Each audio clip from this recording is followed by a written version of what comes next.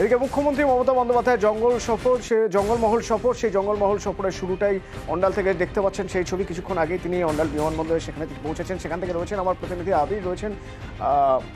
আবিরের থেকে একটু জানতে চাইবো। আবির, দেখলাম আমরা এয়ারপোর্ট থেকে বেরিয়ে সেখানে তিনি কথা বললেন বেশ কিছু মানুষের সঙ্গে, কি কথা হলো কিছু শুনতে পেলেন?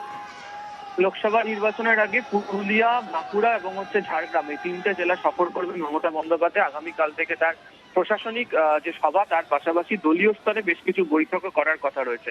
সেদিনকে কিছুক্ষণ আগে তিনি অন্ডাল কাজী নজরুল ইসলাম বিমানবন্দরে তিনি অবতরণ করেন। সেখানে বর্ধমানে যারা জেলা নেতৃত্ব তারা হাজির ছিলেন। এরপর তিনি বিমানবন্দরের বাইরে একাধিক জায়গা থেকে প্রচুর জমায়েত হয়েছিলেন, তাদের সঙ্গে তিনি কথা বলছিলেন।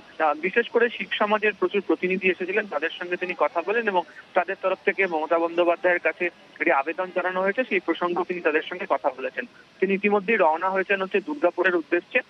পশ্চিম বর্ধমান জেলা তৃণমূল নেতৃত্বের বেশ কয়েকজন নেতৃত্বকে ডেকে পাঠানো হয়েছে। মনে করা হচ্ছে লোকসভা নির্বাচনের প্রাক্কালে তাদের সঙ্গে তিনি গোটা বিষয় নিয়ে তিনি আলোচনা করতে পারেন এবং আগামীকাল তিনি দুর্গাপুর থেকে রওনা হয়ে যাবেন পুরুলিয়ার উদ্দেশ্যে। সেখানে তার সভা করার কথা রয়েছে। অতনু, ধন্যবাদ।